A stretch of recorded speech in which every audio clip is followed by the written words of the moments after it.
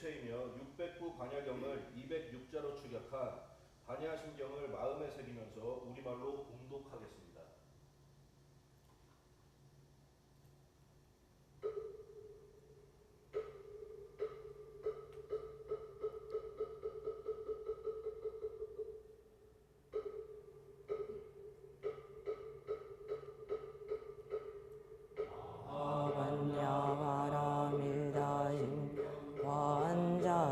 반자제보살이 깊은 반야바라밀다를 행할 본이 공한 것을 비추어고 온갖 고통에서 건너느니라. 사리자여 색이공 다르지 않고 색이 색과 다르지 않은 색이고 공이요 공이고 색이 수상행식도 그러하니 사리자여 모든 법은 공하여 나지도 안 더럽지도 깨끗하지도 않으며 지도 줄지도 않는 그러므로 공 가운데는 색이 수상행식도 없음 아니 비설실도 없고 색성향 이촉법도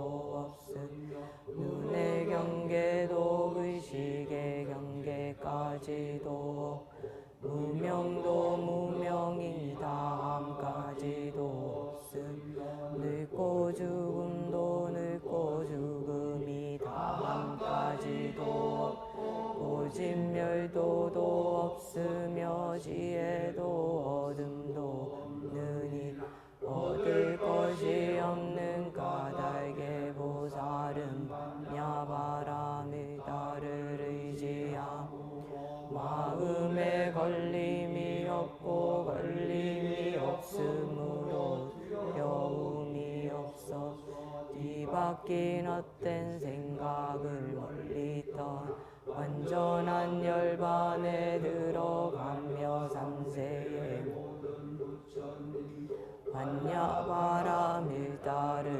의지함으로 최상 깨달음을 얻느니라. 반야바라밀다 가장 신비하고 밝은 주문이 위없는 주문이며 무엇과도 견줄 수 없는 주문이 온갖 괴로움을 없애고 진실하여 망하지 않음을 알지니 이제 반야바라밀다 주를 말하리.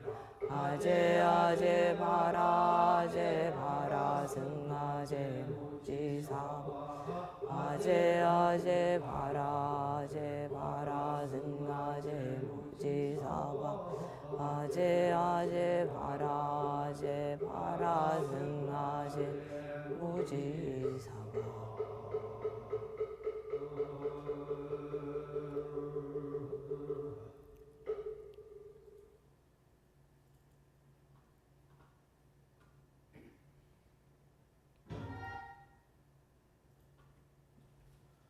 법을 설해 주시기를 간절한 마음으로 청하는 청법가로 법사 스님을 모시겠습니다.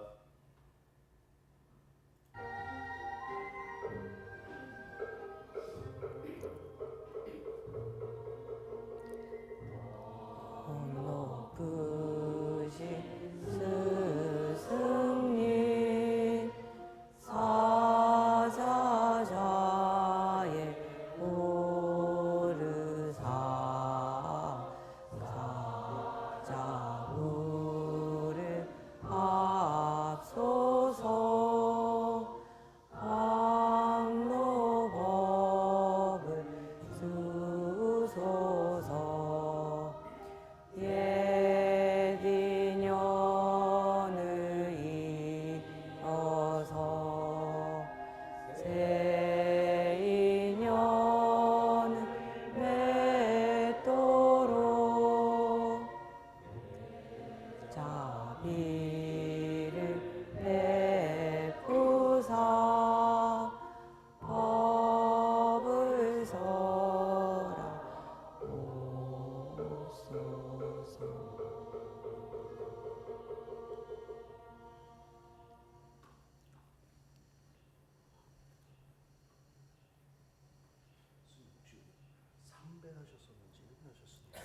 그냥 스님 법사 스님께 반배 반배를 다음으로 법사 스님께 반배 큰절을 맞추어 보이겠습니다. 네 못하기 없어서 반갑습니다. 오랜만에 모두 오랜만에 뵙습니다. 자리에 앉을 자리에 앉아 자세를 가다듬고 스님의 지도하에 입장하겠습니다.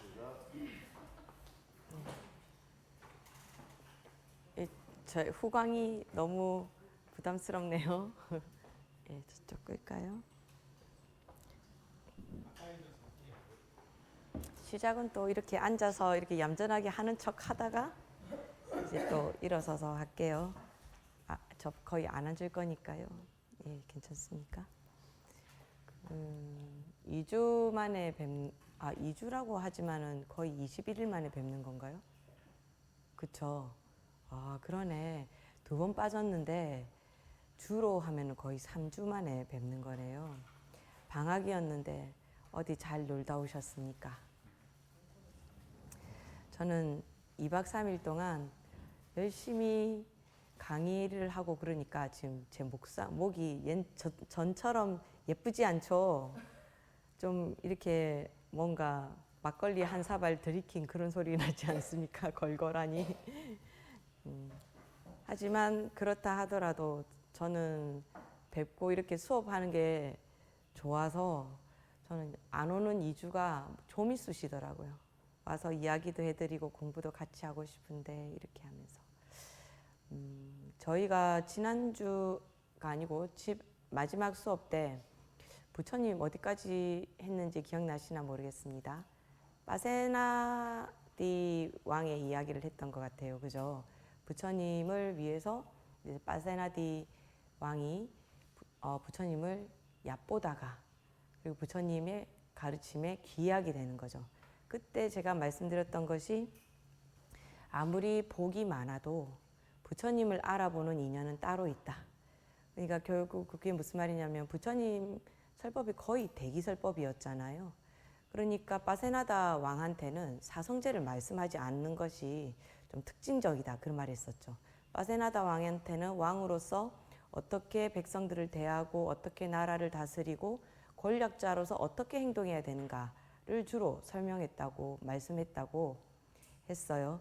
그러니까 여기서 지금 부처님의 사성제를 듣고 있는 여러분들은 물론 부처님이 직접 해주시는 설법이 아니어서 좀 섭섭하긴 하지만 그래도 부처님 법을 바로 들을 수 있다고 하면 빠세나다 왕보다는 법으로서는 여기 계신 불대 학생분들이 훨씬 더 수승한 근기다 이렇게 말할 수 있겠습니다. 그 부처님께서 빠세나다 왕이 만들어준 그 정사는 조그만 정사고 이번에는 이제 부처님 성도하시고 4년째가 돼요. 이게 이 책 내용을 보니까 약간 처음에 2년, 3년, 빠세나다 왕이 3년째에 만난 거였는데 지금 이 사건은 4년째에 일어난 일입니다.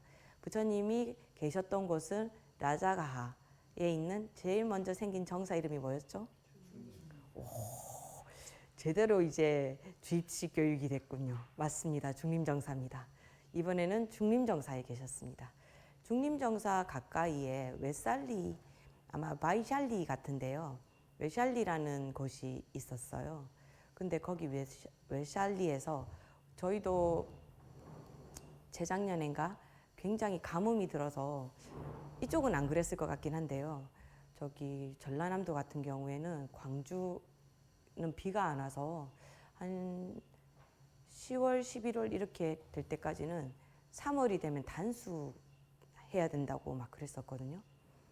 근데 이상하게 겨울에 비가 많이 내려가지고 결국 해갈이 되긴 했는데 그때 실제로 이렇게 시간에 맞춰서 좀 단수하거나 물이 안 나오거나 그랬던 경험이 있어요. 그러니까 그때 보살님들이 다 했던 말이 내가 물을 아껴 써야 됐는데 물을 너무 함부로 썼나 보다.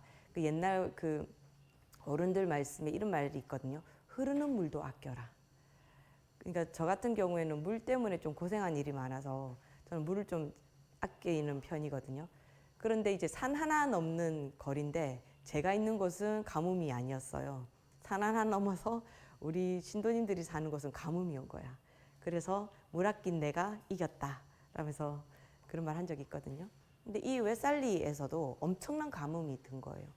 요즘에야 뭐 댐도 있고 뭐 하다못해 물 탱크로 차에 실어서 물을 나눠주기도 한다지만 옛날 거의 2500년 전인 이 인도에서 뭐 가뭄이었다 이러면 거의 모든 것들이 다 죽는 거예요.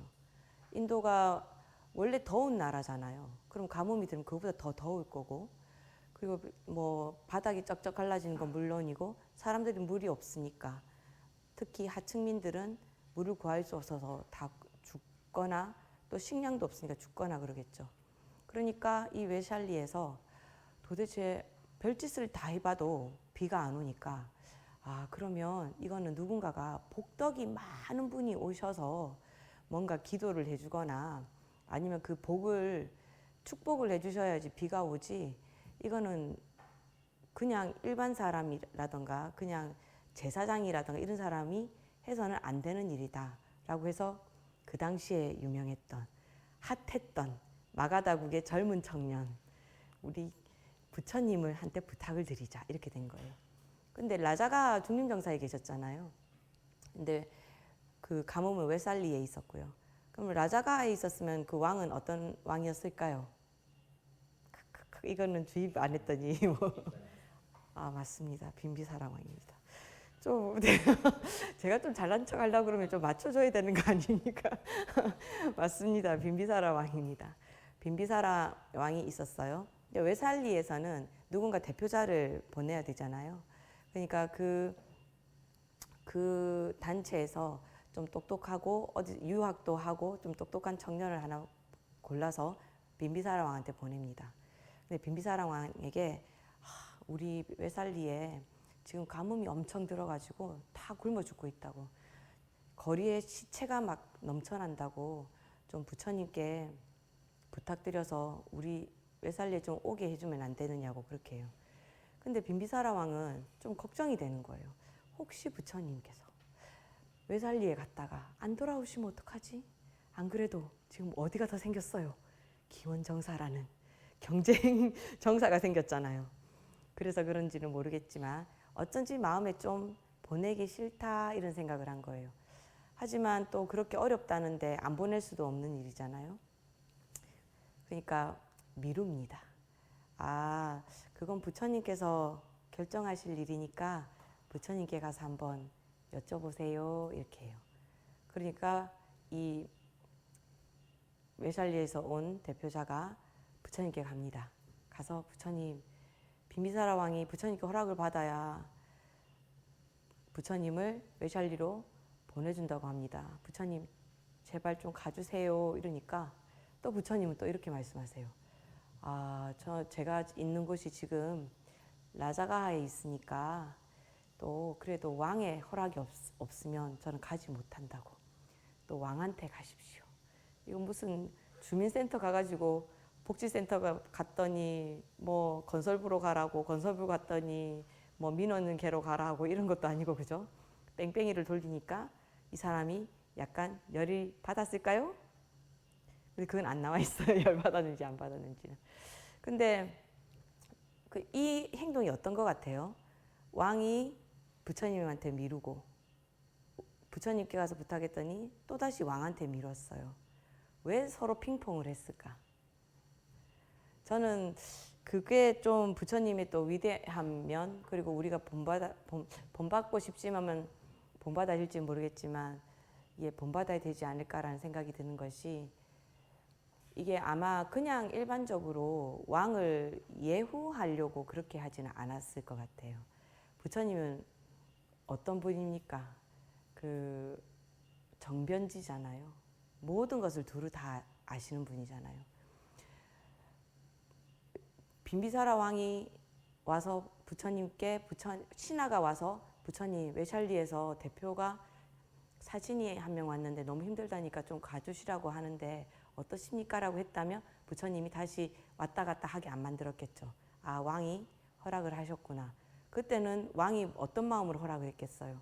부처님께서 떠나셔도 나한테 다시 오실 거라는 생각을 한다거나 아니면 부처님께서 당연히 중생들을 구하기 위해서 가셔야지 라고 생각을 했을 거예요. 그죠? 근데 그 외샬리의 대표가 다시 갔다라는 건 뭐냐면 부처님께서는 이렇게 생각하신 거예요. 아, 빈비사라 왕이 나에 대한 집착, 내가 돌아오지 않을까봐 걱정. 그러면 그게 약간은 부처님을 또 믿지 않는다는 면도 있잖아요. 그런 걸 기분 나빠하신 것이 아니고 빈비사라 왕의 번뇌 그리고 업이 될 만한 것을 없애주고 싶으셨을 거예요. 그러니까 다시 한 번 더 확인을 하는 거죠. 정말로 가도 되겠느냐. 저는 어른이면 그만한 도량이 있어야 된다 생각하거든요. 그냥 저는 바보같이 이렇게 생각했을 것 같아요. 만약에 왕이 나한테 그렇게 보내서 물으면 그래? 그럼 왕보다 내가 더 높단 말이야? 에헴 하면서 그래 내가 가지 하면서 바로 허락하고 바로 튀었을 것 같거든요. 근데 부처님 그러지 않으시죠. 당신이 살고 있는 곳에 대한 그런 곳을 제공해 주신 분이잖아요. 거기에 대한 예경도 있겠지만 스승으로서 그걸 보내줄 때, 그러니까 각자가 자식을 키우지만 자식들 중에서도 조금 더 질투심이 강한 애, 좀 그런 거 필요 없이 그냥 아무렇게나 해도 그냥 다 받아들이는 아이, 그런 두 종류의 아이들 키우는 분들도 있었잖아요. 근데 그럴 경우에 우는 아이 더 준다고 조르고 떼쓰는 아이한테 더 잘해주다가 그냥 나는 얘가 그냥 무던하니 괜찮을 줄 알았는데 속으로는 상처를 받고 있는 경우가 많거든요. 그러니까 부처님께서는 빈비사라 알았어 내가 갈게 라고 해버리면 빈비사라 왕의 번뇌도 씻어지지 않지만 또 빈비사라 왕은 또 번뇌가 생기는 거예요. 아, 부처님이 내 의견도 필요 없이 무조건 당신이 가고 싶은 곳이 있으면 저렇게 가버리시는 분인가? 또 하나의 번뇌가 더 생기잖아요. 그러니까 부처님은 이게 뭐 주민센터 가서 책임을 회피하려고 핑퐁을 한 것이 아니고 모든 제자가 소중하고 모든 중생이 소중하기 때문에 단 하나의 번뇌라도 줄여주고 싶은 마음. 그러니까 그렇게 예우를 하니까 빈비사라 왕도 좀 안심하지 않았겠어요? 아, 부처님께서는 내 의견이 더 중요하구나. 당신의 의견보다 내 의견이 더 중요하구나. 아, 내가 괜히 부처님 오해했네. 또는 아, 부처님께 좀 죄송하다. 내가 그냥 선뜻 신하를 보내서 가주시면 좋겠다고 내가 부탁을 드렸어야 됐는데 라고 하지 않았겠어요?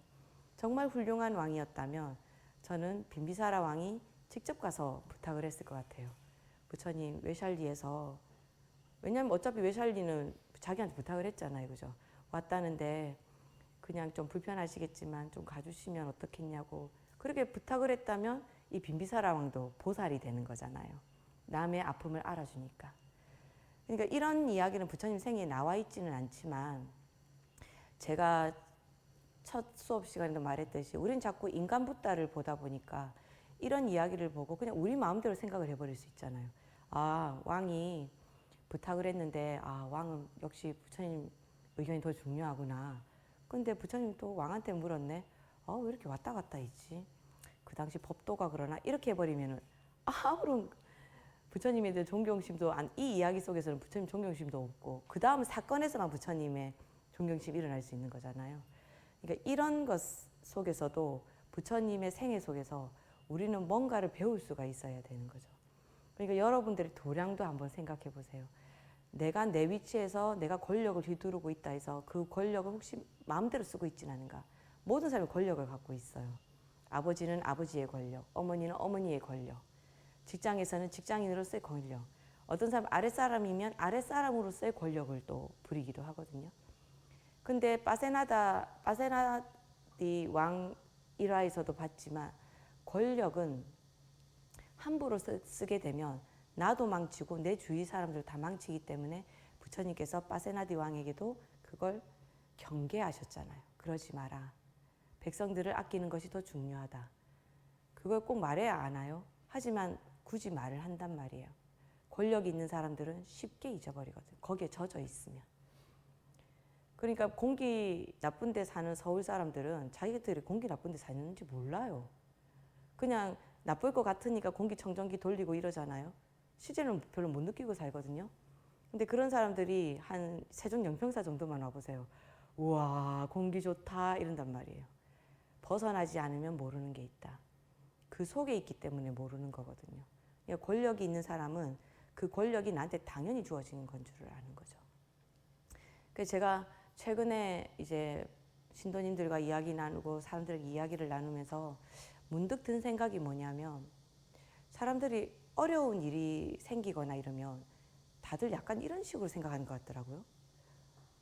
왜 이런 일이 나한테 일어나지? 이렇게 생각하는 거예요. 근데 우리는 지금 이렇게 남일처럼 얘기하면 다 인연이지 뭐 이렇게 생각할 수 있잖아요. 근데 내일이 되면 나한테 왜 이런 일이 일어날까라고 생각한단 말이에요. 근데 그 말을 뒤집으면 어떻게 돼요? 나한테는 나쁜 일이 일어나면 안 돼 라고 생각을 하는 거잖아요. 그래서 제가 좀 못됐지만 누군가가 나는 왜 이럴까? 스님, 저는 늘 이런 생각을 해요. 나한테는 왜 자꾸 이런 일이 생길까? 나는 왜 이럴까? 이렇길래 제가 이렇게 말해줬어요. 왜 아무 일도 안 일어나야 되죠? 하고 물어봤어요. 모든 사람한테 무슨 일이 일어나는데 왜 당신한테는 무슨 일이 일어나면 안 되죠? 하고 물어봤어요. 갑자기 깜짝 놀라서 눈이 동그래져서 나를 쳐다보는 거예요. 자기 생활에 젖어서 그리고 권력에 젖어서 내가 하는 일은 모두 옳고 나는 바른 사람이니까 나쁜 일은 일어날 리가 없다라는 생각이 나도 모르게 들고 있는 거거든요. 그러니까 이런 부처님 생애나 이런 걸 보면서도 느낄 수 있는 거죠. 그죠? 왕이니까 왕의 권력이 있잖아요. 그걸 어떻게 쓸 것인가를 생각해야 되는데 부처님보다 자기가 권력이 적다고 생각하니까 직접적으로 부처님 못 가 이렇게 말 못하는데 그걸 은근슬쩍 부처님께 넘긴 거잖아요. 부처님 그걸 바로 받지 않았죠. 그런 걸 아시고 다시 물어보세요 라고 한 거죠. 그러니까 그 말을 다시 그 외샬레에서 온 그 사람한테 빈비사라 왕이 부처님이 그렇게까지 말씀하시면 부처님께서 가셔야죠 라고 이야기할 때 자기를 다시 한번 돌아볼 수 있겠죠. 그러니까 우리가 갖고 있는 걸 너무 당연하게 생각하면 안 되고 나한테는 좋은 일만 일어나야 된다고 생각하는 것도 내가 내 스스로 나의 권력을 휘두르는 것 같아요. 나는 선업만 지었다라고 생각하는 것과 똑같거든요. 그러니까 우리는 뭐라고 생각해야 되느냐면 늘 제가 하는 말이지만 모든 일은 나의 뭐 전생업이든지 지금업이든지 나의 인연으로 일어나는 일이다. 내가 한 행동의 결과다. 하지만 그 결과를 받을 때 내가 왜 이러지가 아니고 나도 모르게 이런 결과를 받는 일을 해버렸구나. 내가 똑바로 알아채질 못했네. 그럼 지금부터라도 이렇게 해버리면 원망하는 마음이 없잖아요. 그죠? 그럼 그 다음번 업이 어떻게 되겠어요? 우리 선업을 지었잖아요. 지금 나쁜 일이 일어났는데 그것이 악업이 되지 않고 선업이 되는 거예요. 우리는 이 굴레를 잘 지어야 되는 거죠. 그러니까 부처님께서는 이렇게 현명하신 분인 거예요. 그러니까 지금 다 사회에서 어른으로 살고 계시잖아요. 그러니까 어른이니까 어른으로서의 권력을 생각하지 말고 모두가 다 함께 잘 살 수 있는 방법 고민해야 되고, 그리고 나한테는 이런 일이 일어나면 안 된다가 아니고 나한테 오는 모든 일은 나의 인연이 당연히 일어나는 일이니까 그냥 그때 일을 잘 지혜롭게 내가 해결할 수 있으면 좋겠다. 그러면 그렇게 해결을 하고 나면 이게 반복이 안 돼요, 일이. 거기서 그냥 끝나는 거죠. 그걸 작은 의미에서 해탈이라고 볼 수 있겠죠. 한 가지 업에서의 해탈. 화를 잘 내지 않는 데서 벗어났다면 화를 내는 업에 대해서 해탈이잖아요. 그래서 저는 이 부분 읽으면서 정말 부처님은 현명하시다 그런 생각을 했거든요. 근데 부처님의 현명함은 여기서 그치지 않습니다. 이제 외샬리로 가요. 옛날엔 걸어서 갔을 테니까 마차를 타고 가든 걸어서 가든 요즘처럼 빨리 갈 수는 없겠죠. 아마 그 강가까지, 그러니까 이 물이 다 말라버렸기 때문에 강 근처로 가는 것만 해도 한 5일이 걸리나 봐요. 그래서 부처님이 5일을 가실 것을 충분히 준비를 해서 제자들을 이끌고 강가까지 갑니다. 근데 부처님이 딱 강가에 도착하자마자 비가 억수같이 쏟아지는 거예요. 자, 그러면 저 같으면 어떻게 했을까요? 역시 내가 오니까 비 왔지? 아싸 이제 가면 되겠다. 안녕 하고 저는 다시 중림정사로 갔을 거예요. 이제 비가 왔어요. 해결했으니까. 근데 부처님은 해결했다고 그냥 가지 않으십니다. 세상에 그 며칠을 더 기도를 하셨는데요. 부처님께서 그래서 또 안으로 더 들어가셔가지고 이제 성문 앞에 딱 다다릅니다. 그 성문 앞에 딱 다다르자마자 자신의 바루를 아난다에게 딱 주면서 맑은 물을 여기에 담아서 동네를 다니면서 비가 줄줄 내리고 있는데 이 물을 뿌리면서 이렇게 얘기해라 라고 해요. 근데 저는 그 부분이 되게 좋더라고요. 그러면 그런 건 또 우리 또 읽어봐야 되잖아요. 한번 읽어볼까요? 232쪽에 있어요. 부처님 생애 책 232쪽에 있습니다. 한번 읽어볼게요. 이곳에 모인 모든 존재들, 지상에 있건 공중에 있건 모든 존재들은 기뻐하소서. 마음을 가다듬고 제 말을 들으소서. 모든 존재들은 귀를 기울이소서. 밤낮으로 그대들에게 제물을 바치는 인간의 자손에게 자비를 베푸소서. 방일하지 말고 그들을 수호하소서. 이 세상과 내세의 그 어떤 재물이나 하늘나라 뛰어난 보배라 할지라도 우리들의 열애와 견줄 만한 것은 없습니다. 깨달으신 부처님이야말로 훌륭한 보배이니 이러한 진실로 인해 모두 행복하소서. 샥가족 성자께서 삼매에 들어 성취한 지멸과 소멸과 불사와 승묘 이러한 열방과 견줄 만한 것은 없습니다. 거룩한 가르침이야말로 훌륭한 보배이니 이러한 진실로 인해 모두 행복하소서. 확고한 마음으로 욕망을 없애고 부처님의 가르침을 실천하는 사람들, 그들은 희열을 얻고 정멸을 즐깁니다. 참다운 승가야말로 훌륭한 보배이니 이러한 진실로 인해 모두 행복하소서. 이렇게 하면서 거리를 돌아다니면서 바로에 이렇게 하라는 거예요. 그걸 7일 동안이나 합니다. 이 기도문을. 근데 저는 이걸 읽으면서 뭐라고 생각했냐면 부처님 스스로가 제물이 되셨구나 라는 생각을 했어요. 왜냐하면 부처님 가르침보다 더 훌륭한 보배는 없다고 그랬잖아요. 근데 이게 마치 비를 내리는 신에게 올리는 이야기거든요. 근데 이 이야기를 하면서 부처님은 천신조차도 자비를 베풀라고 가르침을 주고 있는 거예요. 비는 게 아닌 거죠. 비나이다 비나이다 비를 내려주셔서 한 게 아니죠. 당신의 가르침을 그 천신과 용신들, 비를 내려줄 수 있는 사람들한테 자신의 법을 공양 올린 거예요. 그러니까 부처님이야말로 최고 지존인데 뭇 중생들을 위해서 자기의 법을 오히려 공양을 올리는 행동을 7일 동안이나 한 거죠. 그러니까 7일 동안이나 그 행동을 하고 나니까 모든 죽었던 생물들이 다 살아나고 가뭄은 해소되고 모든 것이 안정으로 돌아왔다고 합니다. 그래서 부처님은 거기서 마치지 않으시고 또 거기에 있는 백성들을 불러서 또 법문을 또 해주셨겠죠, 당연히. 그러니까 부처님의 목적은 뭐밖에 없어요. 중생구제밖에 없죠. 그 중생구제에는 인간이나 사람, 아니 인간 사람 똑같은 말인가요?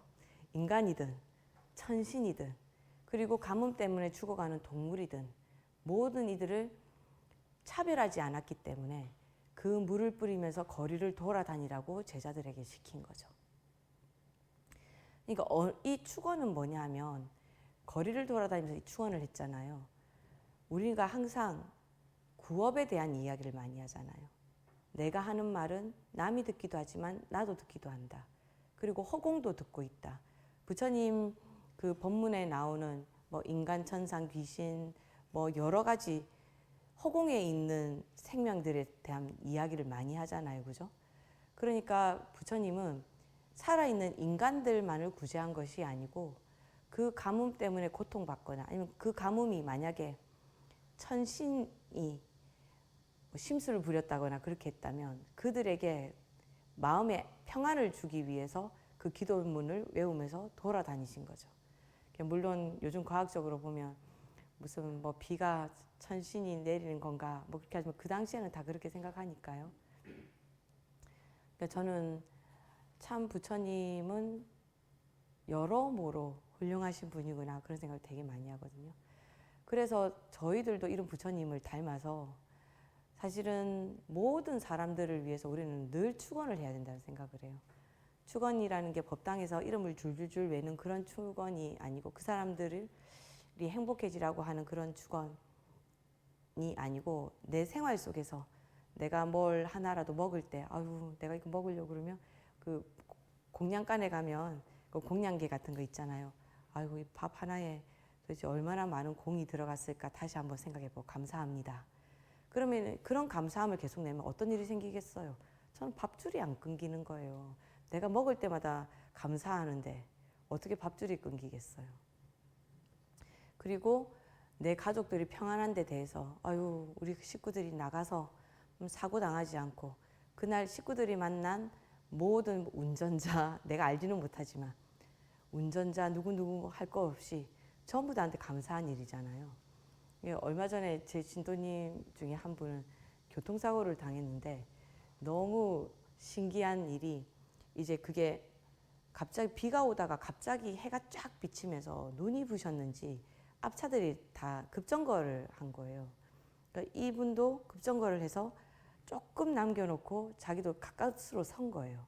근데 뒤에 오던 트럭은 콩콩콩 해서 차가 몇 대가 콩콩콩 받친 거예요.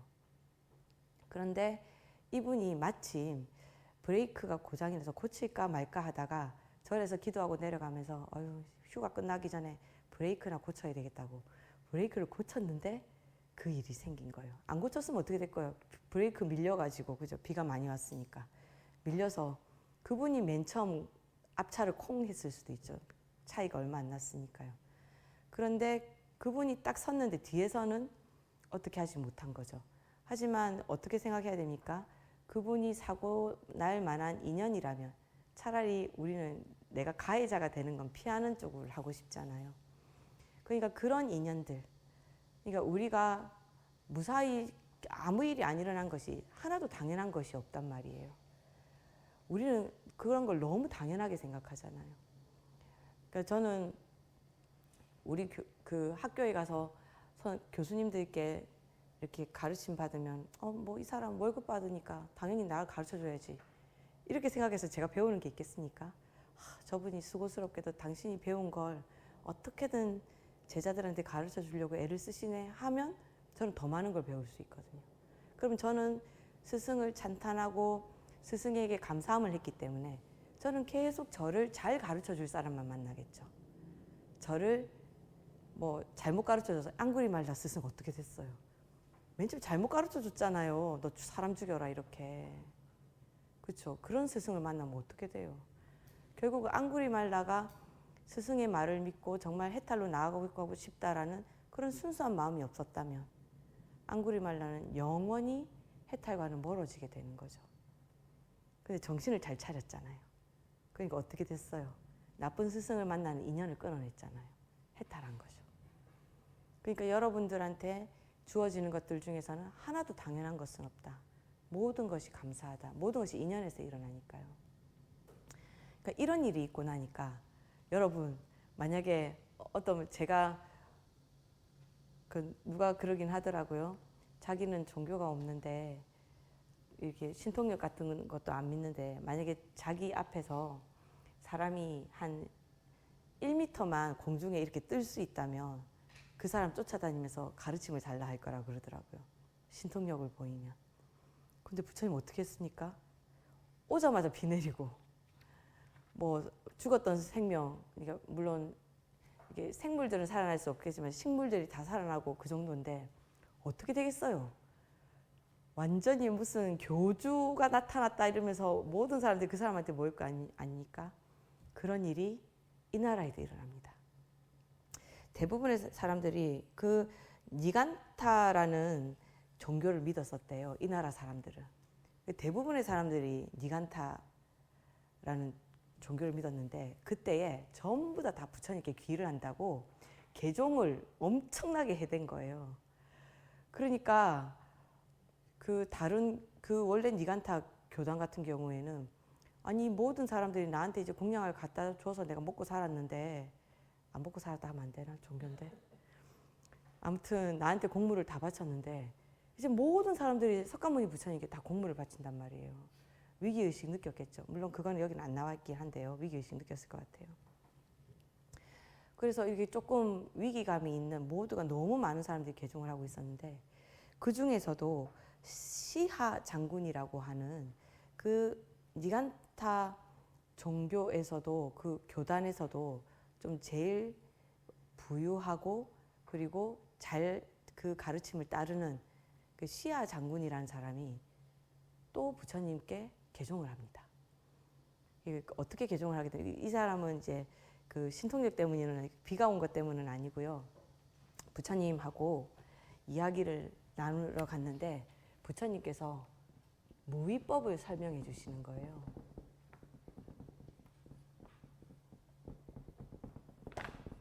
여기에 홀딱 반해요.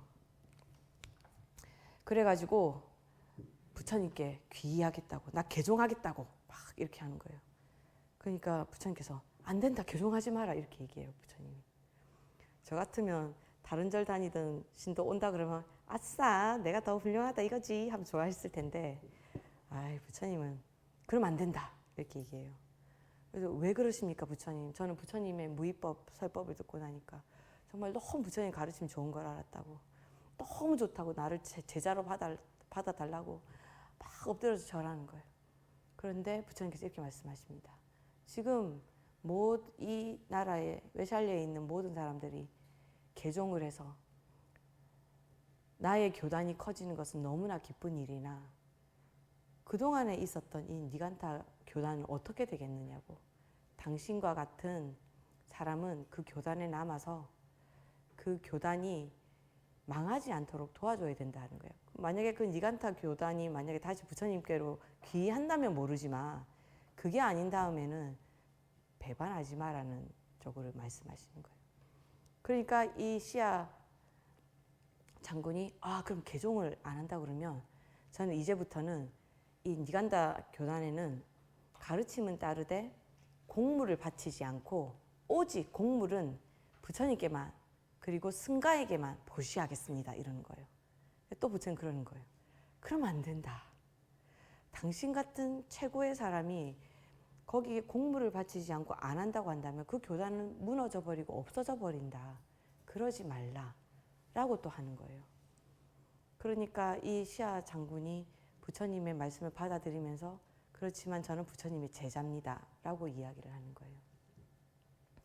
부처님의 우수함이죠.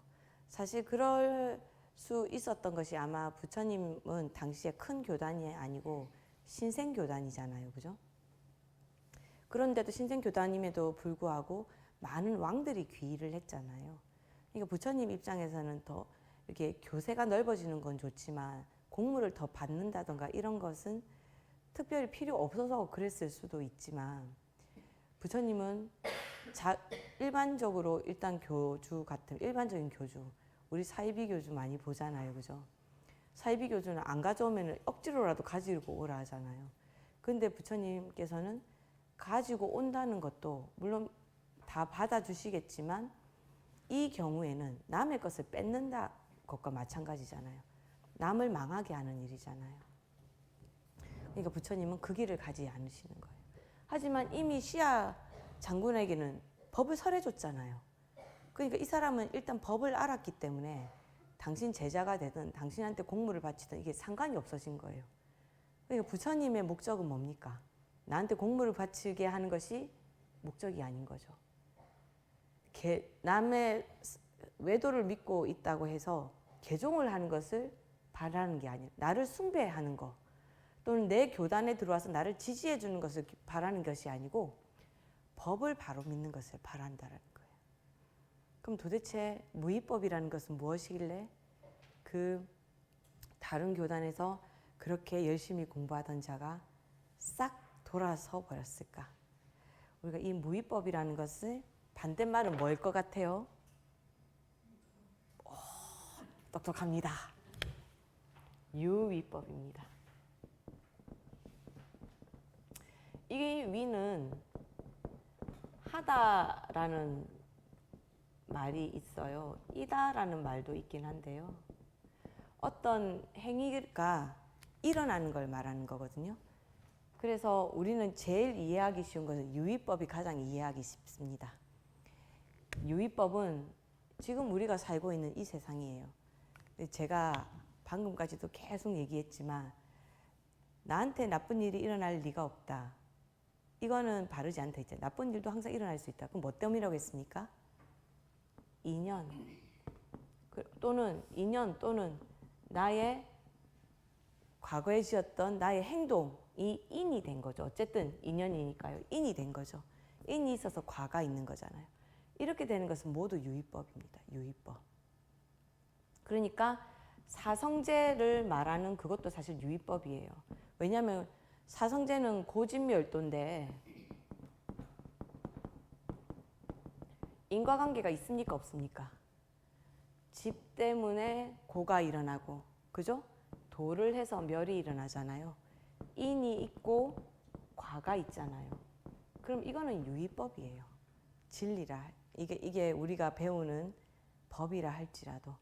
그럼 스님 고진멸도까지 유의법이라고 해보니까 도대체 무의법이 뭔지 정말 알쏭달쏭하네요. 예, 유의법은 우리 무의법은 유의법 속에 살고 있는 우리는 알쏭달쏭한 겁니다. 그 공기 나쁜 곳에 사는 사람들은 공기 나쁜 것 속에서는 공기 좋은 것이 어떤 건지 좀 상상이 좀 잘 안 될 것 같지 않아요? 그냥 좀 속이 탁 뚫리는 건가? 머리가 시원한 건가? 예측만 할 수 있지 그 느낌 자체를 바로 느낄 수는 없잖아요. 그것처럼 유의법은 유의법 세계에 있는 우리는 조금 설명하기가 힘듭니다. 그래서 초기 불교, 이게 대승으로 넘으면 너무 복잡하게 얘기해서 초기 불교에서 얘기하는 거 세 가지만 말하면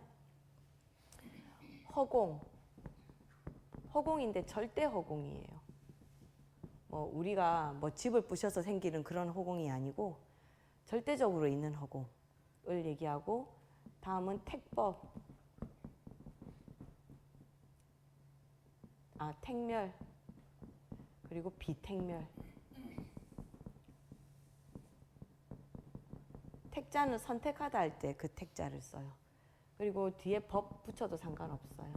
비택멸법, 택멸법. 허공은 법을 안 붙이고 그냥 허공. 허공이라고 하니까 허공이 무의법이라는 건 좀 이해가 되기 쉽지 않습니까? 허공이 뭔 짓을 하나요? 안 하죠. 허공은 오히려 우리가 괴롭히죠. 땅 있는데 땅 파가지고 뭐 집 짓고 또 허공 그대로 있는데 건물 높이 올려가지고 갑자기 허공을 파괴하는 듯한, 하지만 그 허공은 사실은 파괴된 적도 없고 그냥 늘 있는 거잖아요. 근데 왜 있습니까? 모르죠. 허공은 그냥 원래 있던 거예요. 그죠? 그래서 이것을 무의법이라고 하는 거예요.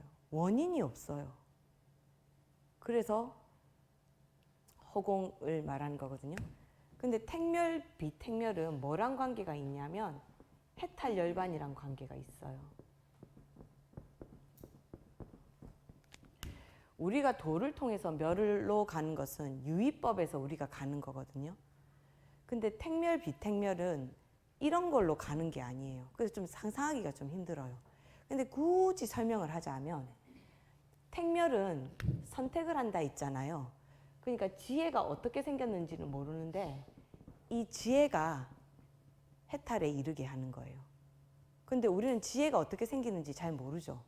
그냥 우리 일반적으로 말할 때는 뭐 선정이 들어서 나의 마음이 고요해지고 번뇌가 없어지면 지혜가 생긴다 이렇게 말하지만 과연 그것이 지혜가 생길 수 있는 단 한 가지의 이유인가요?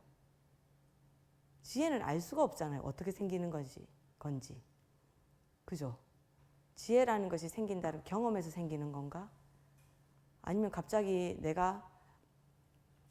내 마음이 허공과 같아져서 갑자기 생기는 건가? 아니면 내가 불교를 열심히 해서 생기는 건가? 잘 모르겠죠. 이유 없이 생긴다라는 거죠. 하지만 지혜라는 걸 통해서 우리가 해탈로 들어가기 때문에 약간 지혜로 인해서 해탈로 가는 것은 인과관계가 있는 것 같이 보이긴 하지만 지혜 자체가 어떻게 생기는지 알 수가 없기 때문에 하는 거 없는데 해탈로 들어가는 거예요. 지혜가 생겼으면 뭐 이런 거랑 똑같아요. 여러분들은 뭐 아유 저기에 스님 제가 계속 나쁜 꿈을 꾸는데 어떡할까요? 그럼 여러분들은 뭐라 할 것 같아요? 그럼 어떻게 해야 되지? 스님한테 물어볼까? 이렇게 되죠. 근데 저는 그런 말을 들으면 이제 경험상 이 사람은 이렇게 하면 이런 기도를 좀 시켜볼까? 약간 이런 판단이 되죠. 그럼 그걸 지혜로 볼 것인가? 라는 생각을 하는데 지혜라는 것은 내가 막 어떻게 해서 생기는 게 아니고 그냥 갑자기 판단이 다 되는 거 아닙니까? 그죠? 그게 뭐 때문에 왔다라고 할 수 없잖아요. 근데 어쨌든 그 열반이 해탈이 지혜로 인해서 지혜가 선택해서 어떻게 일어나는 것은 택멸이라고 합니다. 비택멸은 무엇인가? 이 비택멸은 진짜 몰라요. 지혜조차도 없는데 갑자기 열반이 일어나는 거죠. 이건 진짜 알쏭달쏭한 거예요. 근데 저는 이걸 약간은 조금 이해를 하겠는 게 저는 또 이야기를 하다 보면 저는 항상 정토로 넘어가잖아요. 그죠? 정토로 이야기를 넘어가면 저는 막 나무아미탑을 해야 되겠다. 이 위는 의지가 좀 있거든요. 그래서 우리가 내 업을 만드는 거, 사람을 만드는 것은 의지라고 하잖아요. 색, 수, 상, 행, 식 중에서 행 때문에 우리가 업이 일어난다 했잖아요. 그 행이 의지라고 했죠. 그러니까 이 위에는 어느 정도의 의지가 좀 있어요. 그러니까 저는 아미타불을 믿어야 되겠다. 믿어야지 이렇게 해서 제가 믿음이 생긴 게 아니에요. 그냥 뭐 극락은 가고 싶다라는 생각은 드니까 근데 극락이 있을까라는 생각도 좀 들긴 하지만 그래 뭐 경전에서 얘기하기도 하고 전도 제 도반이 가는 모습을 보기도 했고 제가 이 생에서 내가 수행해서 바로 부처돼 있는 거는 난 좀 힘든 것 같고 그러니까 한번 정토를 해보자. 그리고 아미타 부처님 좀 마음에 드네. 됐어. 내가 픽했어. 그렇게 해서 그냥 하기 싫은데 나무아미탑을 한 거예요. 이거 한다고 되겠나? 이러면서 의심을 갖고 나무아미탑을 했어요. 근데 갑자기 제가 아빠가 된 거잖아요. 아미타불 빠순이가 된 거잖아요. 아빠. 근데 그게 언제 일어났는지 몰라요. 말할 수가 없어요. 어떻게 된 건지. 박사 논문 쓰다가 그렇게 됐나? 석사 논문 쓰다가 그렇게 됐나? 우리 교수님 수업을 듣다가 그렇게 됐나? 모르겠어요. 어느 날 갑자기 그렇게 됐어요.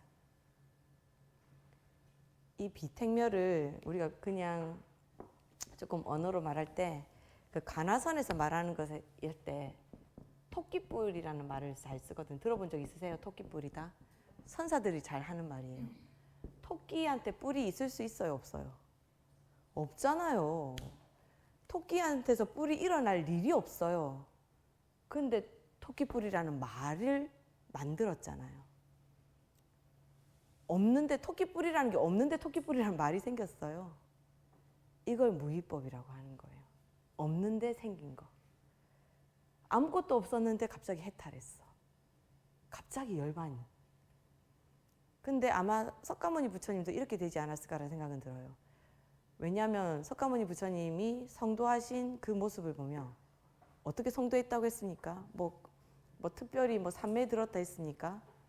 아니잖아요. 보리수 아래에 앉아서 선정 속에 있는지 없었는지 모르겠지만 앉았는데 어느 날 새벽별을 딱 보는데 새벽별을 봤으니까 선정 상태는 아니었을 수도 있고 있을 수도 있고 아무튼 우리는 알 수가 없잖아요. 그죠? 새벽별을 딱 봤는데 깨달았대요. 그럼 새벽별이 원인인가요? 알 수가 없죠. 왜 부처님은 깨치게 됐는가? 깨달음이 어떻게 부처님한테 왔는가? 우리가 생애에서는 그 원인을 알 수가 없어요. 근데 왔죠. 진짜 너무 멋있지 않아요?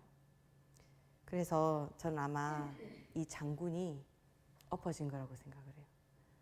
저는 이 장군들이 갑자기 아쇼카 왕도 그렇다고 해요. 아쇼카 왕이 있기 때문에 지금 지금의 불교가 있을 수 있는 거거든요. 그러니까 아쇼카 왕이 전쟁을 막 하면서 어느 날 갑자기 자기가 전쟁을 막 치르고 나서 이겼다 하고 들판을 바라보고 있는데 그 시체를 보면서 나 이겼다 하고 좋은 생각이 일어나야 되는데 갑자기 너무 무상하고 내가 이걸 보려고 그렇게 열심히 싸웠던가? 도대체 뭔가 기쁨이 일어나지 않는 거죠. 그래서 불교에 귀의하게 되면서 자신이 죽였던 그 많은 생명들을 위해서 부처님 법을 더 설하게 되는 거거든요. 더 이제 포교를 하게 되는 거거든요. 그러니까 그 아쇼카 왕의 그 허망함도 어느 날 갑자기 온 거죠. 원인이 있나요? 그러니까 이 시야 장군도 아마 부처님 말을 듣고 내가 했던 그 모든 일이 나는 억지로 어떻게 하려고 했는데 나의 이 고통은 함이 없는 것으로 구원받을 수 있구나 이렇게 생각할 수도 있을 거예요. 더 이상 내가 할 것이 없구나. 어쩐지 오늘 수업 시작하기 전에 나눈 대화라도 하고도 좀 비슷한데요. 내가 잘하고 있는지 불교를 공부하고 있는데 이 불교를 공부하면서 내가 잘 불교를 이해하고 있는지 내가 이걸로 내가 수행을 잘하고 있는지 모르겠다. 하지만 그 깨달음은 어느 순간에 갑자기 나도 모르게 제가 아미타 부처님에 대한 믿음이 어느 날 갑자기 제가 갑자기 아빠가 된 것처럼 어느 날 갑자기 오게 되는 거예요. 그러니까 그것이 무위법이다. 그걸 설명하려고 했습니다. 그래서 부처님께서는 이렇게 외샬리에 있는 그 가뭄을 해결하시고 그리고 그곳에 있는 많은 중생들을 구제하게 되십니다. 근데 이 일화에서는 부처님을 딱 보면 정말로 욕망이 없는 분 같지 않으세요? 왕이 자기한테 결정권을 줬는데도 부처님은 그 결정권은 자신한테 없다라고 생각을 하신 거잖아요. 왕이 줬는데 결정권을. 그죠? 그리고 자기가 갔는데 비가 그쳤어. 그럼 그 권능으로 끝나야 되잖아요. 근데 부처님은 그것으로 끝나지 않고 중생들을 위해서 또는 그 비를 관장하는 천신들을 위해서 일주일 동안이나 축복을 내려주시는 거예요.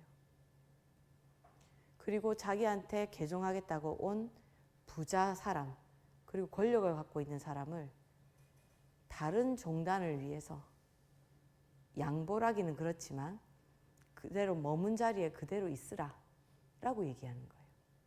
그대가 있는 곳이 그대가 있을 자리다 라고 이야기를 해주셨잖아요. 하지만 그에게 무엇은 주셨습니까? 법은 주셨습니다. 포용했지만 끌어안았지만 집착하지 않으신 거죠. 그것이 진정한 욕망에서 벗어난 사람의 말과 행동이다. 저는 그래서 부처님 사랑합니다. 불바가 되지 않을 수가 없어요.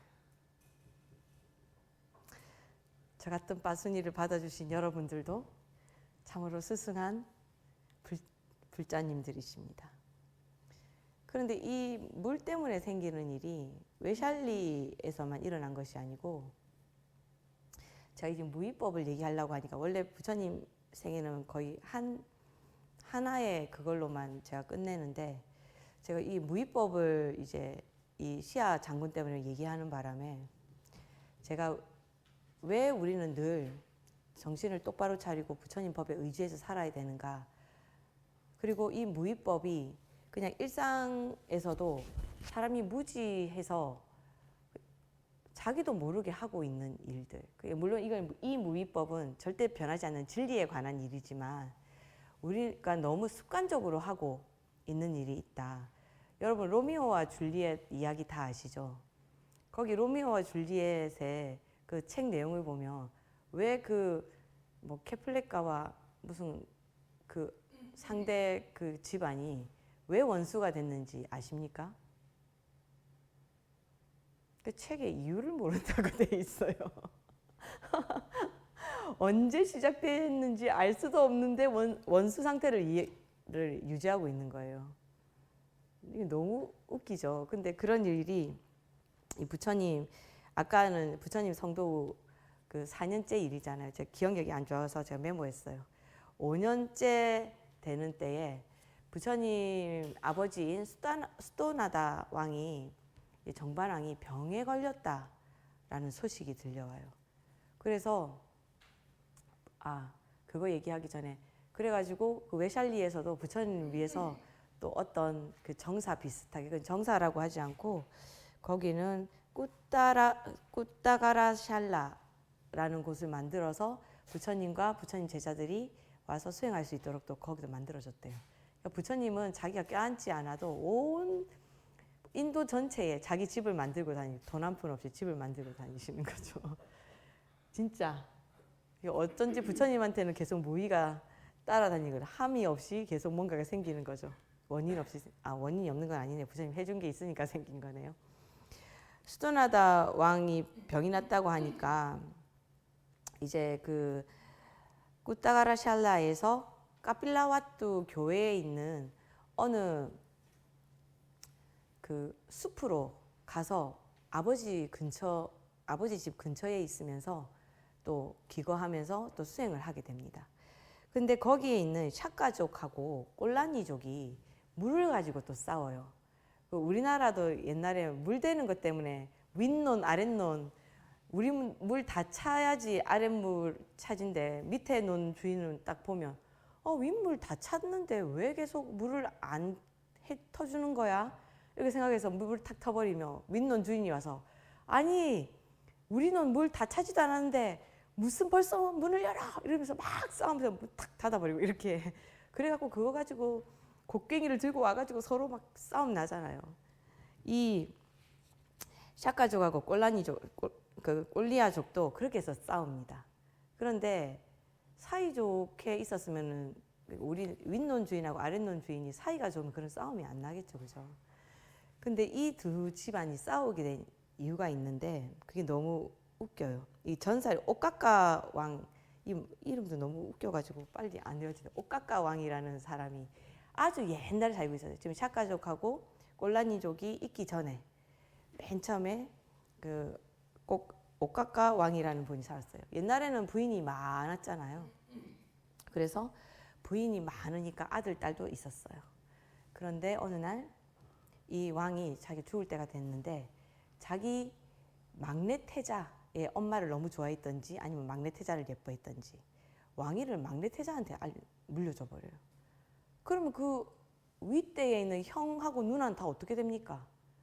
그러면 왕이 그걸 좀 안아줘야 되는데 이 막둥이 아들 어떻게 될까봐 무서워갖고 쫓아내버려요. 그러면은 성에서 편안하게 살던 이 왕자 공주가 쫓겨났잖아요. 그러니까 얼마나 이게 앞이 막막하겠습니까? 그러니까 이 형제들은 이 남매들은 어떻게 하느냐면 우리의 피도 우리의 종족의 피, 또 순혈로 하고 그리고 우리끼리 모여서 살자 해서 누이와 형이 서로 결혼을 해요. 그렇게 해서 만들어진 족이 샤카족인 거예요. 그래서 이 꼴리아족들은 이 샤카족을 보고 아이고 참 누나 동생이랑 결혼해가지고 아이고 무슨 누나 동생이 한 침대에서 자냐 하면서 막 욕을 하는 거예요. 그걸 뭐 페륜이라고 하잖아요. 페륜하라 하면서 막 욕을 해요. 그리고 또 이제 그 왕자 공주 중에서 공주 맨 위에 있던 공주 첫째 딸이 삐아였는데 이 삐아 공주는 이 남매들이 결혼하는 중에 결혼을 하지 못했어요. 왜냐하면 나병 환자였던 거예요. 그래서 혼자 어디를 가냐면 이제 혼자 그 종려나무가 아니고 꼴리아 나무가 많이 있는 그 어느 곳에 가서 왕이 있었는데 이 왕이 이 삐아 공주를 나병 환자잖아요. 근데 이 극진히 간호를 해서 병을 낫게 합니다. 그래서 비야 공주와 그 나라 왕이 결혼을 해요. 그런데 이 방금 말했던 이 꼴리아족이라는 이 꼴리아가 나무 이름인가 봐요. 그 벵갈 호랑이라든가 호랑이가 많이 나타나는 지역이었던 거예요. 그래서 이 가시가 많은 나무를 많이 심어서 호랑이가 들어오지 못하도록. 예, 잠자는 숲속의 미녀들이 할 때 공주를 지키기 위해서 가시나무가 있는 것처럼. 그래서 꼴리아족을 보고 샤카족은 뭐라고 하냐면 어이구 문둥이 자식들. 나병 환자였으니까 문둥이 자식들이라면서 서로 욕을 하고 싸우는 거예요. 그러니까 서로 욕을 하고 싸우는데 이렇게 내려오면서 자기들은 왜 싸우는지 모르고 싸우는 거예요. 세월이 오래돼가지고. 이제 오카카 왕의 이야기는 전설인 거예요. 그야말로 전설. 근데 사람들은 이 이야기를 알아서 서로 욕을 하고 사는 것이 아니고 그냥 욕을 하고 사는 거예요. 로미오와 줄리엣처럼. 근데 부처님께서는 저는 이게 진짜 부처님의 위대함이다라고 생각하는 게 이것도 한번 읽어보려고 제가 표시해 왔는데요. 뭐라고 되어 있냐면 241쪽에 있는 맨 아래쪽에 보면 이제 부처님께서 이 사람들한테 얘기를 해요. 원한을 품은 사람들 속에서 원한을 버리고 즐겁게 삽시다. 원한을 품은 사람들 속에서 우리는 원한에서 벗어납시다. 고뇌하는 사람들 속에서 고뇌에서 벗어나 즐겁게 삽시다. 고뇌하는 사람들 속에서 우리는 고뇌에서 벗어납시다. 탐욕이 가득한 사람들 속에서 탐욕에서 벗어나 즐겁게 삽시다. 탐욕이 가득한 사람들 속에서 우리는 탐욕에서 벗어납시다. 이 말로 물싸움을 중지시키는 거예요. 부처님이 어떻게 야, 물 좀 주지. 꼴리아족 너무한 거 아니야? 왜냐하면 꼴리아족 이게 싸움이 어떻게 일어났냐면 꼴리아족 쪽이 먼저 이렇게 작물을 심은 거예요. 그러니까 이제 한참 커야 되니까 자기들이 물을 더 많이 가져가야 된다고 주장을 한 거예요. 그러니까 샤카족 쪽에서는 아니 우리는 너희들은 먼저 심었고 우리는 이제 심었는데 이제 심은 놈한테 물을 더 많이 줘야 된다 하고 물싸움이 갑자기 이게 원수 싸움으로 된 거예요. 아까 말했던 것처럼 아이고 누나 동생이랑 같이 잠자리를 한다. 또 하나는 문둥이 자식들이다. 이렇게 하면서. 그러니까 부처님께서 이들에게 이 말씀을 하기 전에 한 우화를 얘기해 주십니다.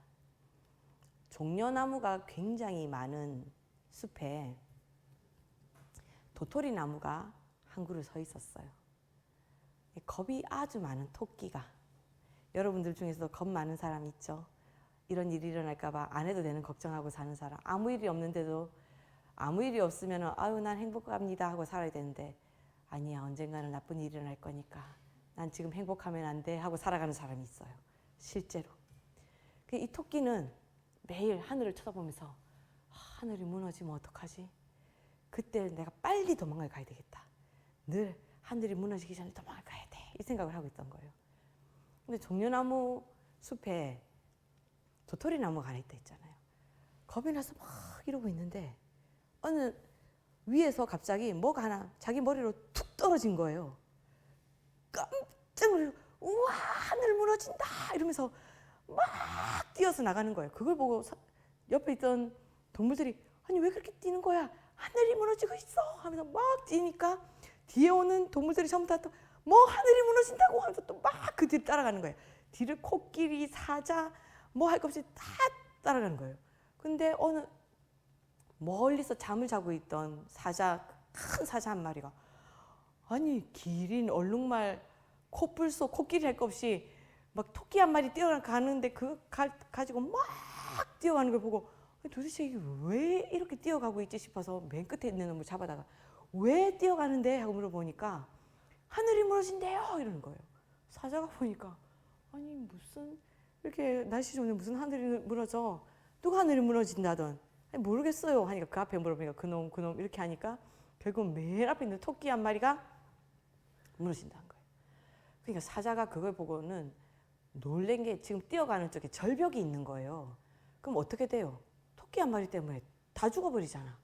그래서 어흥 이렇게 하면서 멈춰라 개 섞어라 이러면서 멈춰놓고 물어놓고 토끼가 원이랑을 토끼를 탁 잡아다가 야 누가 하늘 무너지나도 내가 직접 겪었어요. 어디서? 종려나무 숲에 있는데요.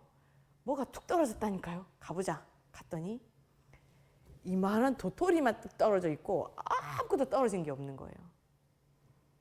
그러니까 사람들이 원인은 알지 못하고 자기도 모르게 휩쓸려서 그러니까 리차비족이래. 갑자기 잘 살고 있는 리차비족을 건드리게 되죠. 제가 샤가족하고 꼴리아족은 자기가 왜 싸우는지도 모르고 서로 감정이 안 좋으니까 물을 이쪽 먼저 대고 이쪽 먼저 대고 이렇게 하면 끝날 일을 감정이 안 좋으니까 어떻게 그럴 수 있냐 못된 놈들 하면서 서로 이야기를 하기 시작하는 거예요. 근데 부처님은 뭐라고 말씀하셨냐면 그 원인 없는 이야기를 하신 거죠. 아무도 원인도 모르는데 서로 막 휩쓸려 가고 있잖아요.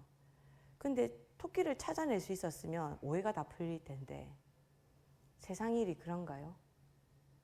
나도 모르게 괜히 언제 시작됐는지 알 수도 없는 나의 감정 때문에 나는 괴로움을 받고 있는 거죠.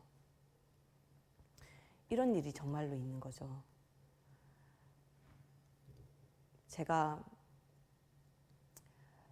이제 가끔씩 이런 사람들 이야기를 들어요. 어느 할머니가 얘기해 준 적 있는데요. 어느 할머니가 시골에 살다 보니까 옛날에는 종갓집 며느리가 염을 하지 않았어요. 그죠? 그러니까 종갓집 며느리여서 온 집안 식구들이 돌아가실 때마다 염을 하는 거예요. 그럼 자기 윗대가 만약에 한 50명이 있다 그러면 50명의 시체를 닦아야 되는 거죠. 옛날에는 종갓집 며느리가 그 식구들 염을 했으니까요. 그러니까 이 할머니가 이제 지금 현대에 사는데도 그걸 너무 많이 보다 보니까 노인이면서 누워있는 사람을 보면 시체를 생각하게 되는 거예요. 죽지도 않은 사람을 시체라고 생각을 하게 돼요. 그러니까 자기가 병원에 가게 돼서 누워있는데도 자기도 시체가 돼서 누워있는 것 같은 느낌이 들어서 병원에서 치료를 받아야 되는데 병원에서 치료를 받지를 못하는 거예요. 그것은 원인 없이 어느 때 시작된지 알 수도 없는 그러니까 시체를 닦다가 염을 하나 하다가 어느 날 생긴 거 병일 거 아니에요. 근데 그것이 계속 내가 그 원인을 그러니까 그걸 끊어내지 못하고 있으니까 지금까지도 계속돼서 누워있는 사람만 봐도 그게 생각이 나는 거죠. 근데 부처님께서 뭐라고 하셨습니까? 아까 읽은 데서 원망 속에서 원망을 버리고 두려움 속에서 두려움을 버리고 잘못됐다고 생각하지 말라는 거죠. 그건. 나는 이것이 두렵지 않다라고 생각을 했는데 오랫동안 두려움 속에 살던 사람들 만약에 예를 들어서 그 감옥에 오랫동안 gat혀 있던 사람들 그 쇼생크 탈출이라는 영화를 제가 어릴 때 되게 좋아해서 여러 번 봤는데 쇼생크 탈출에 보면 소년 범일 때 들어와서 평생을 그 안에 사는 키 조그만 사서 사는 할아버지가 한 명 있어요. 나이가 70, 80, 70 정도 됐나? 그런데 이제 모범수로 가석방이 되는 거예요. 자기는 이제 감옥에 안 있는데 책방에서 일했던가? 책방에서 일한 게 아니고 무슨 이제 식료품점에서 일을 하는데 화장실을 갈 때마다 그 직원한테 화장실 다녀와도 되겠습니까? 물어보고 가는 거예요. 근데 이 자유인인 이 사람 입장에서는 너무 이상하죠. 아니 화장실 가고 싶으면 가면 되지 왜 내 허락을 받지? 이렇게 생각할 거잖아요. 근데 너무 그 감옥이라는 곳에 갇혀있던 것이 편안해진 사람이다 보니까 결국은 어떻게 해요? 목을 매서 자살을 해버리죠. 그런 사람들은 그렇게 생각한대요. 내가 죄를 지어서라도 다시 감옥에 들어가고 싶다 생각한대요. 어느 때부터 시작된지 알 수 없는 것이 나한테 너무 익숙함이 되어버린 거죠. 여러분들의 욕망, 제가 말했잖아요. 여러분들의 욕망은 욕망인지도 모르고 여러분들은 욕망으로 쓰고 있다고. 그게 뭡니까? 나한테는 왜 자꾸 이런 일이 일어나지?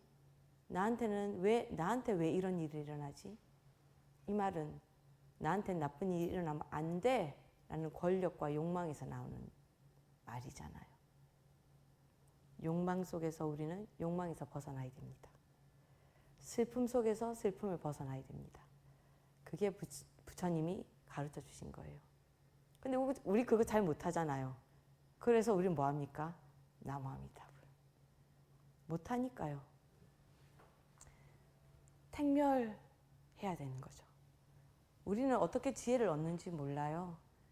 그래서 나무아미타불 하면서 어느 날 갑자기 지혜가 나한테 와서 나의 번뇌가 사라질 수도 있다. 그것이 안 된다면 내가 나무아미타불에서 죽고 나서 극락에 가게 된다면 어떻게 됩니까? 나는 그때 업에서 이 윤회고리에서 벗어나게 된다. 그래서 우리가 나무아미타불을 하는 거잖아요. 그죠?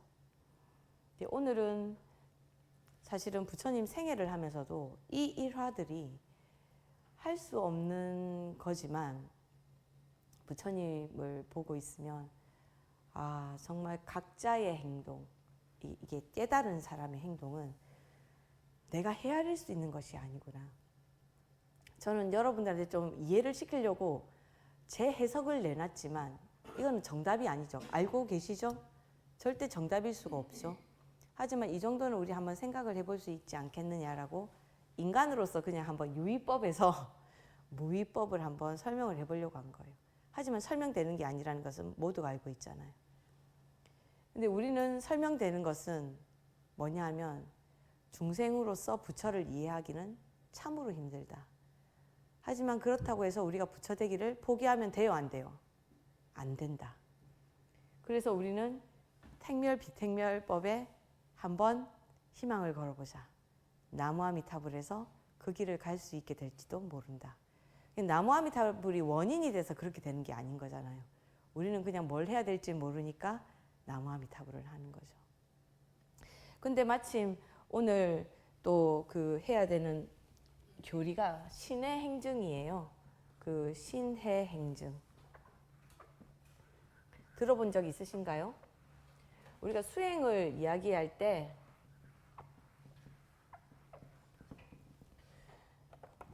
제가 이걸 하면서 이 정토행자로서 이거를 가르치려고 하니까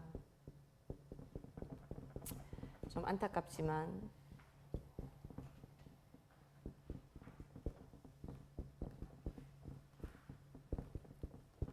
이거든요. 제일 먼저 사실은 어떻게 생각하면 이 교가 맨 앞에 있어야 되는지도 모르겠어요.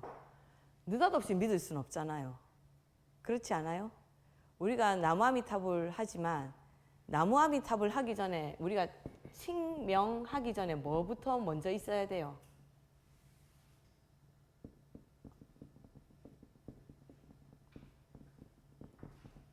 부처님 이름을 먼저 들어야 내가 말로 할 수 있지. 알지도 못하는데 어떻게 해요? 내가 뭐 무위법의 뭐 대가도 아니고. 먼저 우리는 원인이 있어야지 우리는 할 수 있잖아요. 문명이 있어야 칭명이 되듯이 이게 교리에는 이거 신의 행증이라고 하더라고요. 근데 저는 믿으려고 하면은 맨 처음에 뭐가 있어야 돼요? 이걸 믿으라는 게 있어야 되잖아요. 그죠? 그러니까 맨 처음에는 가르침이 있어야 된다고 보는데 뭐 이거는 생략됐다고 생각합시다. 그죠? 생략된 것이 있다. 그러니까 이 교리책에서 말하는 것은 뭐냐 하면 이 믿어야 될 것이 뭐냐 하면 우리가 중생이지만 중생도 불성이 있어서 언젠가는 부처가 될 수 있다는 것을 믿어야 된다고 돼 있더라고요. 그러니까 그거는 정말로 믿어야 되는 일 맞는 거죠. 그죠? 우리가 그냥 이렇게 살다 보면 그냥 계속 아까 수업하기 전에 했던 그 대화가 계속 연결되네요. 내가 배우고 있는 것이 맞는지 안 맞는지, 내가 잘하고 있는지 못하고 있는지 잘 모르겠지만 우리는 뭘 믿어야 됩니까? 모든 중생은 모두 부처가 될 수 있다. 그리고 모든 부처는 모든 중생을 제도한다. 이걸 믿어야 되는 거잖아요. 우리가 중생으로서 부처 없이, 예를 들면 우리가 나무아미타불 안 하는 사람, 내가 그냥 노력해서 부처가 될 수 있다 이렇게 생각하는 사람도 내 안에 불성이 없으면 불가능하죠. 그렇잖아요. 내 불성이 없는데 내가 어떻게 부처가 될 수가 있어요. 조그만 종자라도 있어야 되는 거잖아요. 그래서 그걸 열애장이라고 얘기를 하는 거거든요. 그러니까 내 안에 부처가 있다는 것을 내가 직접 부처를 보지 못하기 때문에 일단은 믿으라는 거예요. 그리고 우리가 부처가 될 수 있다는 것을 믿고 부처님은 모든 중생을 제도한다는 것을 우리는 부처를 직접 볼 수가 없잖아요. 느끼는 것도 잘 못 느끼잖아요. 그러니까 일단은 그런 것을 믿어라. 믿고 나면 일단은 그래 불성이 있어. 근데 약간 느낌이 여기서 교가 나오는 것 같기도 한데 일단은 뭐 부처 불성을 믿어요. 그러고 나서는 거기에 대한 가르침을 이해해야 되는 거예요.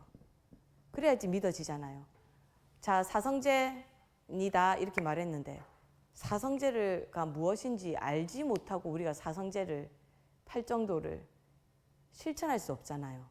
그러니까 일단은 이런 거구나 라는 이해가 있어야 되는 거예요. 그 이해를 하고 나면 어떻게 해야 됩니까? 수행이라는 걸 해야 되죠. 수행. 그죠? 내가 거기에 맞춰서 행동해야 되잖아요. 그럼 우리는 뭘 할 수 있습니까? 첫 번째, 살생, 모든 생명을 소중하게 여기는 거. 두 번째, 남의 물건 주지 않는 거. 내가 욕심내지 않는 거. 남의 물건을 탐하지 않는 거. 세 번째, 바람 피우지 않는 거. 신의를 저버리지 않는 거. 가족에 대한 신의를 저버리지 않는 거. 네 번째, 거짓말하거나 욕하거나 이간질하거나 아첨하지 않는 거. 다섯 번째는 술 마시지 않는 거. 또 10선 있죠. 10선을 배우고 나면 술 마시는 거 빼고 우리 탐진치에서 벗어나야 되는 거. 그죠? 방금 제가 이제 말에 대해서는 다 얘기했으니까요. 그렇게 되는 거예요. 그런 팔정도를 수행하게 되면 뭘 하게 되냐면 그때서야 깨달음을 증득하게 되는 거예요. 얻게 되는 거죠. 깨달음을. 그래서 우리는 이거를 그 수행에 대해서 이렇게 차제를 신해행증이라고 말합니다. 신해행증.